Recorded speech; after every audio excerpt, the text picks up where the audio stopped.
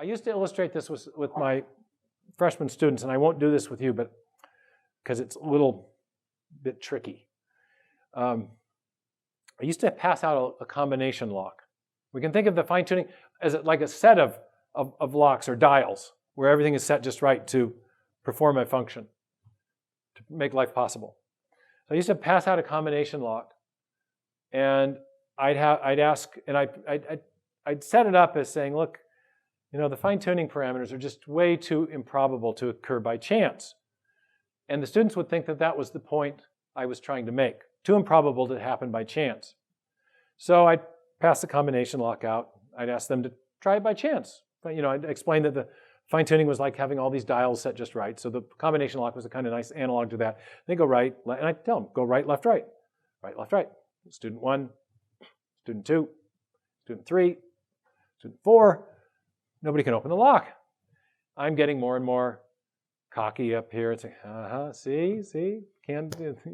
It's only 1 in 64,000, but even chance isn't going to get it done. You see, chance has got limited purchase, limited causal powers. So you can't explain the fine-tuning by chance. Don't think that kind of silly idea. Here, anyone else want to have a go? Person 5. Pop! I look really shocked. I used to do skits at camp. Terrible actor, but melodrama I can do. Students they start laughing. They start hooting. And order is lost in the classroom. The professor has been shown up. I act very embarrassed. This has never happened before. And then invariably, somebody in the class would say, wait a minute. Was he for real? Student number 5.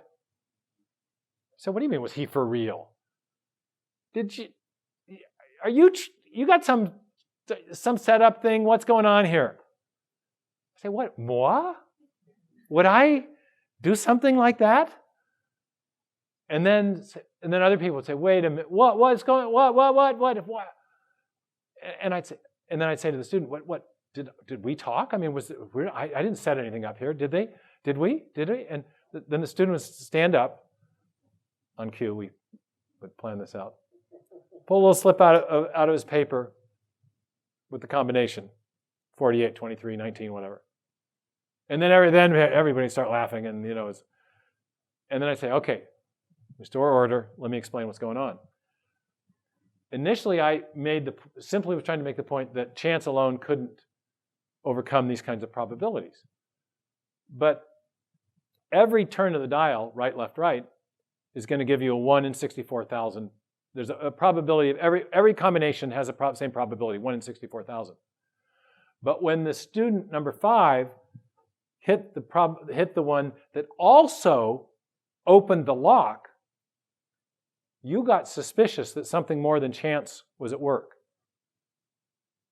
And in fact, you suspected that you didn't know what the play was, you didn't know what the collusion was that was involved, but you suspected it. Because not only did you have a small probability event, you had a specification. You had something that accomplished a function, namely opening the lock, which would be analogous in this situation to producing life.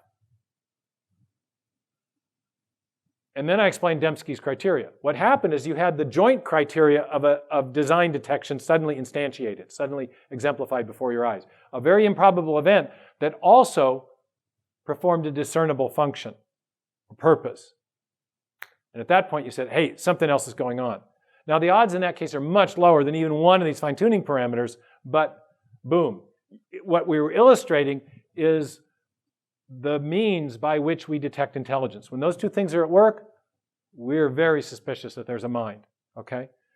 And so that's why I think so many physicists, whether, Greenstein was an ardent materialist, didn't want to go there, but he said the thought insistently arises. That's his mind kicking in. It's using rationality.